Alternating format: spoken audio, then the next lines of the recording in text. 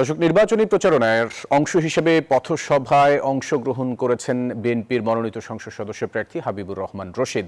এই বিষয়ে বিস্তারিত জানাতে সরাসরি আমাদের সাথে যুক্ত হচ্ছেন সহকর্মী রিশাদ হাসান। রিশাদ, নির্বাচনী প্রচারণার কি তথ্য আছে আপনার কাছে?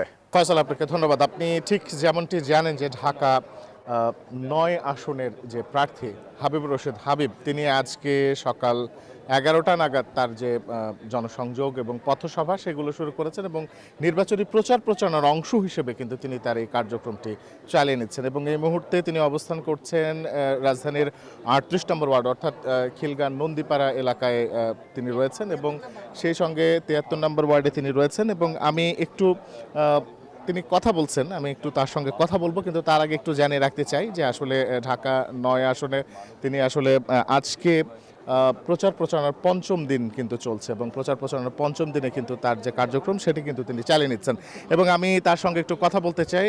হাবিবুর রশিদ হাবিব, আপনার কাছ থেকে একটু জানতে চাই যে নির্বাচনী প্রচারণা কেমন চলছে, নির্বাচনী আচরণবিধি লঙ্ঘনের কোনো জায়গা দেখছেন কিনা এবং প্রতিপক্ষের নির্বাচনী অবস্থা নিয়ে আপনার কি বলার আছে?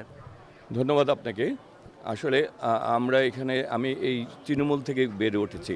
আমার রাজনৈতিক বয়স এখানে হচ্ছে 38 বছর, আর আমার ব্যক্তিগত বয়স এই এলাকার প্রতিটি অলিতে গলিতে ঘুরে আমি বড় হয়েছি। এই এলাকার মানুষের অনেক দুঃখ দুর্দশা রয়েছে।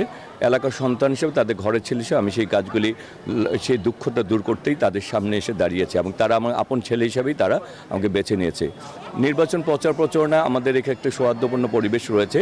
আমরা আসলে ঐক্যর মাধ্যমে ঐক্যবদ্ধভাবেই কাজ করতে চাই। আমি মনে করি কেউ আমার প্রতিপক্ষ না, কেউ আমার প্রতিদ্বন্দ্বী না, আমরা সহযোদ্ধা।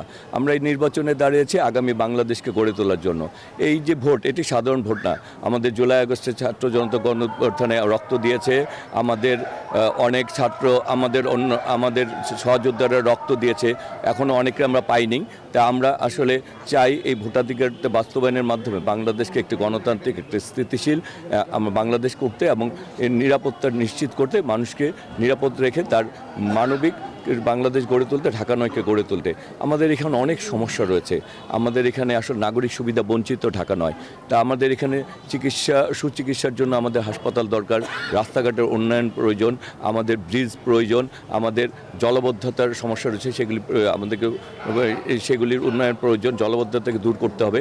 আমাদের এখানে সমাজকে মাদকমুক্ত, সন্ত্রাসমুক্ত, চাঁদাবাজমুক্ত একটি নিরাপদ জনপদ গড়ে তুলতে চাই এবং আমরা আমাদের ন্যূনতম চাহিদাটুকু পূরণ করতে চাই সিটি কর্পোরেশন একজন নাগরিক হিসেবে। এটাই আমাদের প্রত্যাশা।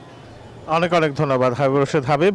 আমরা কথা বলছিলাম তার সঙ্গে এবং নির্বাচনী প্রচারণার যে পঞ্চম দিন কিন্তু তিনি আসলে চালিয়ে নিচ্ছেন এবং এই পর্যন্ত এখান থেকেই ছিল আমার কাছে সর্বশেষ। ফিরে যাচ্ছি ফয়সাল আপনার কাছে স্টুডিওতে। রিশাদ, আপনাকে ধন্যবাদ আমাদের সাথে যুক্ত হবার জন্য।